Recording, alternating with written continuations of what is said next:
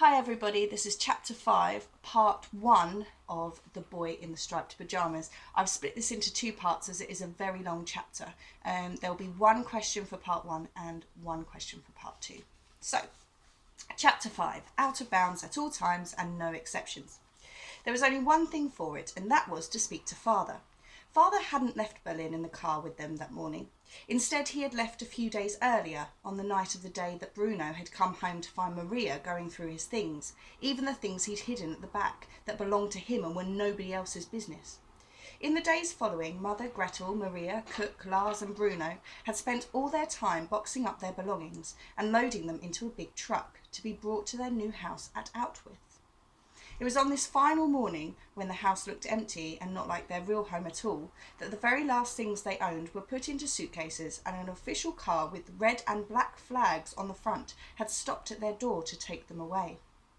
Mother, Maria and Bruno were the last people to leave the house, and it was Bruno's belief that Mother didn't realise the maid was still standing there, because as they took one last look around the empty hallway where they had spent so many happy times, the place where the Christmas tree stood in December, the place where the wet umbrellas were left in a stand during the winter months, the place where Bruno was supposed to leave his muddy shoes when he came in but never did, Mother had shaken her head and said something very strange. "We should never have let the Fury come to dinner," she said. "Some people and their determination to get ahead." Just after she said that, she turned round and Bruno could see that she had tears in her eyes. But she jumped when she saw Maria standing there watching her. "Maria," she said in a startled tone of voice, "I thought you were in the car." "I was just leaving, Ma'am," said Maria. "I didn't mean," began Mother before shaking her head and starting again. "I wasn't trying to suggest—" "I was just leaving, Ma'am," repeated Maria, who must not have known the rule about not interrupting Mother, and stepped through the door quickly and ran to the car. Mother had frowned, but then shrugged as if none of it really mattered anymore anyway. "Come on then, Bruno," she said, taking his hand and locking the door behind them. "Let's just hope we get to come back here some day when all this is over." The official car with the flags on the front had taken them to a train station, where there were two tracks separated by a wide platform, and on either side a train stood waiting for the passengers to board. Because there were so many soldiers marching about on the other side, not to mention the fact that there was a long hut belonging to the signalman separating the tracks, Bruno could only make out the crowds of people for a few moments before he and his family boarded a very comfortable train with very few people on it, and plenty of empty seats and fresh air when the windows were pulled down. If the trains had been going in different directions, he thought, it wouldn't have seemed odd. But they weren't. They were both pointed eastwards. For a moment he considered running across the platform to tell the people about the empty seats in his carriage, but he decided not to, as something told him that if it didn't make Mother angry, it would probably make Gretel furious, and that would be worse still. Since arriving at Outwith and their new house, Bruno hadn't seen his father. He had thought perhaps he was in his bedroom earlier, when the door creaked open, but that had turned out to be the unfriendly young soldier who had stared at Bruno without any warmth in his eyes. He hadn't heard Father's booming voice anywhere, and he hadn't heard the heavy sound of his boots on the floorboards downstairs. But there were definitely people coming and going, and as he debated what to do for the best, he heard a terrific commotion coming from downstairs and went out to the hallway to look over the banister. Down below he saw the door to Father's office standing open, and a group of 5 men outside it laughing and shaking hands. Father was at the centre of them, and looked very smart in his freshly pressed uniform. His thick dark hair had obviously been recently lacquered and combed, and as Bruno watched from above, he felt both scared and in awe of him. He didn't like the look of the other men quite as much. They certainly weren't as handsome as Father, nor were their uniforms as freshly pressed, nor were their voices so booming or their boots so polished. They all held their caps under their arms and seemed to be fighting with each other for Father's attention. Bruno could only understand a few of their phrases as they travelled up to him. "Made mistakes from the moment he got here. It got to the point where the Fury had no choice but to," said one. "Discipline," said another, "and efficiency. We have lacked efficiency since the start of 42, and without that—" It's clear what the numbers say. It's clear, Commandant," said the third. "And if we build another," said the last, "imagine what we could do then. Just imagine it." Father held a hand in the air, which immediately caused the other men to fall silent. It was as if he was the conductor of a barbershop quartet. Gentlemen, he said, and this time Bruno could make out every word, because there had never been a man born who was more capable of being heard from one side of a room to the other than father.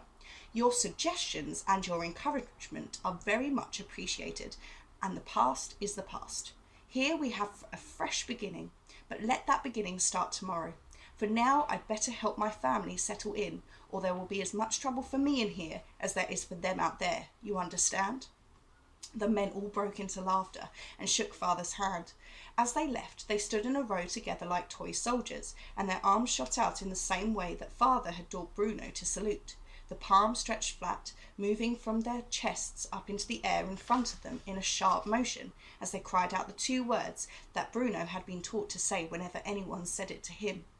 Then they left, and father returned to his office, which was out of bounds at all times and no exceptions.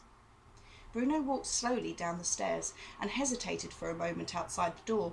He felt sad that father had not come up to say hello to him in the hour or so that he had been here, but it had been explained to him on many occasions just how busy father was, and that he couldn't be disturbed by silly things like saying hello to him all the time. But the soldiers had left now, and he thought it would be all right if he knocked on the door. Back in Berlin, Bruno had been inside father's office on only a handful of occasions, and it was usually because he had been naughty and needed to have a serious talking to. However, the rule that applied to father's office in Berlin was one of the most important rules that Bruno had ever learned, and he was not so silly as to think that it would not apply here at Outwith too. But since they had not seen each other in some days, he thought that no one would mind if he knocked now. And so he tapped carefully on the door, twice, and quietly. Perhaps father didn't hear. Perhaps Bruno didn't knock loudly enough. But no one came to the door, so Bruno knocked again and did it louder this time, and as he did so, he heard the booming voice from inside call out, "Enter!" Bruno turned the door handle and stepped inside and assumed his customary pose of wide open eyes, mouth in the shape of an O, and arms stretched out by his sides. The rest of the house might have been a little dark and gloomy, and hardly full of possibilities for exploration, but this room was something else. It had a very high ceiling to begin with, and a carpet underfoot that Bruno thought he might sink into. The walls were hardly visible. Instead, they were covered with dark mahogany shelves, all lined with books, like the ones in the library at the house in Berlin. There were enormous windows on the wall facing him, which stretched out into the garden beyond, allowing a comfortable seat to be placed in front of them, and in the centre of all this, seated behind a massive oak desk, was father himself, who looked up from his papers when Bruno entered and broke into a wide smile. "Bruno," he said, coming round from behind the desk and shaking the boy's hand solidly, for father was not usually the type of man to give anyone a hug, unlike mother and grandmother, who gave them a little too often for comfort, complimenting them with slobbery kisses. "My boy," he added after a moment. "Hello, father," said Bruno quietly, a little overawed by the splendour of the room. "Bruno, I was coming up to see you in a few minutes, I promise I was," said father. "I just had a meeting to finish and a letter to write. You got here safely then?" "Yes, father," said Bruno. "You were a help to your mother and sister in closing the house?" "Yes, father," said Bruno. "Then I'm proud of you," said father approvingly. "Sit down, boy." He indicated a wide armchair facing his desk, and Bruno clambered onto it, his feet not quite touching the floor, while father returned to his seat behind the desk and stared at him. They didn't say anything to each other for a moment, and then finally father broke the silence. "So," he asked, "what do you think?" "What do I think?" asked Bruno. "What do I think of what?" "Of your new home. Do you like it?" "No," said Bruno quickly, because he always tried to be honest, and knew that if he hesitated even for a moment, then he wouldn't have the nerve to say what he really thought. "I think we should go home," he added bravely. I'm going to stop it there, and the question is, what do you think Bruno's dad will say?